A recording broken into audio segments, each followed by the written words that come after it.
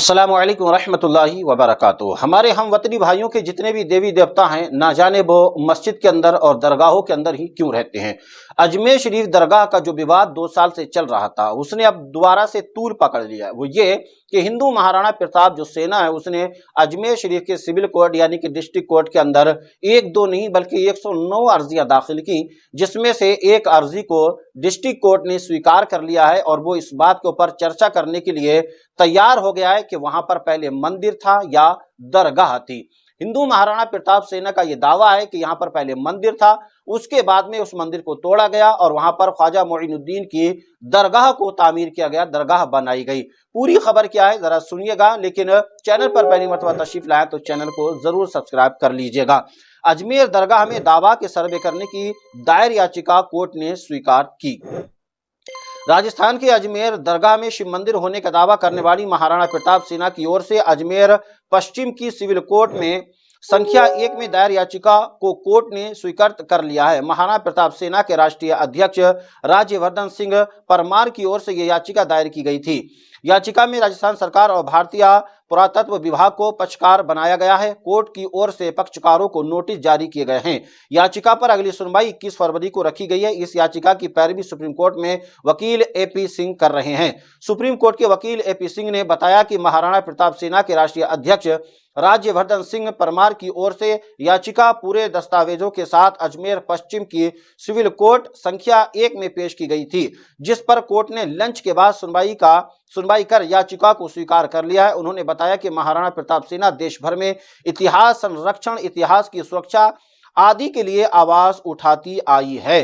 भारत के इतिहास को दबाया कुचला गया, उन सभी स्मारकों मंदिरों की रक्षा और संरक्षण के लिए महाराणा प्रताप सेना काम कर रही है। सिंह ने बताया कि सम्राट पृथ्वीराज चौहान की नगरी अजय मेरू, जिसका नाम बदलकर अजमेर किया गया, जहां अजमेर दरगाह है, वहां पहले प्राचीन शिव मंदिर था, जहां चौहान के वंश के शासक पूजा अर्चना किया करते थे।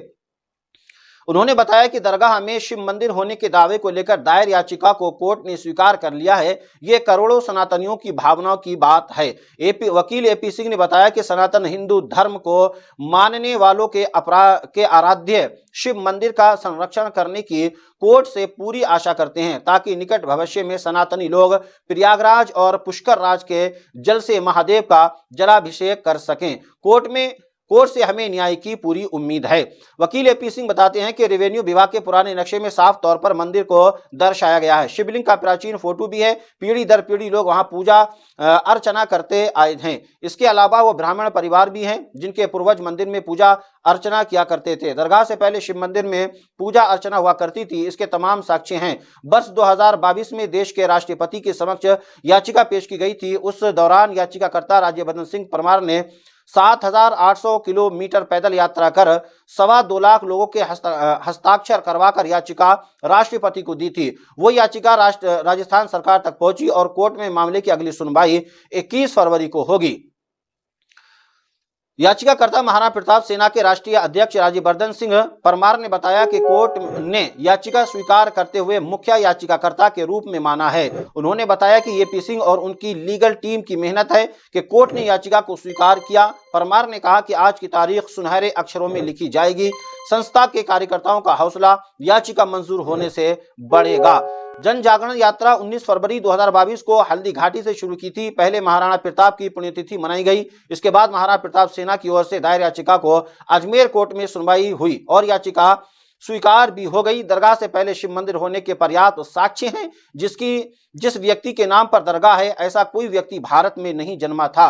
परमार ने कहा कि आज नहीं तो कल वहां खुदाई हुई तो शिव निकलेगा, और अगर शिव निकला तो मैं भी अब अपना शव देने के लिए तैयार हूं। यानी कि याचिकाकर्ता महाराणा प्रताप सेना के एक बड़े अध्यक्ष हैं। उन्होंने कहा है कि यहां पर जिस जगह का दावा कर रहा हूं कि यहां पर जरूर शिव जी का शव निकलेगा।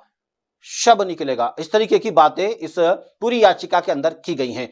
यानी कि 2 से 3 साल हो गए इस विवाद को चलते हुए और ये विवाद अभी तक थमने का नाम नहीं ले रहा है। गरीब नवाज की दरगाह कोई 100-200 साल पुरानी नहीं, बल्कि ये दरगाह 800 साल पुरानी है। और जब 800 साल पुरानी है, उस वक्त तो कोई मैप नहीं था, उस वक्त में तो कुछ ऐसी चीजें नहीं थी कि जिसकी बिना पर ये इनके दावे को स्वीकार कर लिया जाए, जिस बिना पर ये कह रहे हैं कि अगर आप उसको जीपीएस से देखेंगे तो उसमें साक्ष्य नजर आएंगे कि वहां पर पहले मंदिर था, वहां पर शिवलिंग थी और बहुत सारी चीजें बातें इन्होंने अपनी इस याचिका के अंदर की हैं। बहरहाल 21 तारीख को सिविल कोर्ट ऑफ अजमेर यानी कि डिस्ट्रिक्ट कोर्ट ने इनकी याचिका को स्वीकार कर लिया। अब 21 फरवरी को वहां पर सुनवाई होने वाली है कि अजमेर शरीफ के अंदर दरगाह के नीचे कौन सा मंदिर था, मंदिर ही था या वो दरगाह शरीफ है। इसलिए कि मुसलमान कभी भी ऐसी जगह अपने किसी भी मुसलमान को दफन नहीं करते कि जहां पर किसी गैर मजहब वालों की इबादत गाहें हुआ करती हों।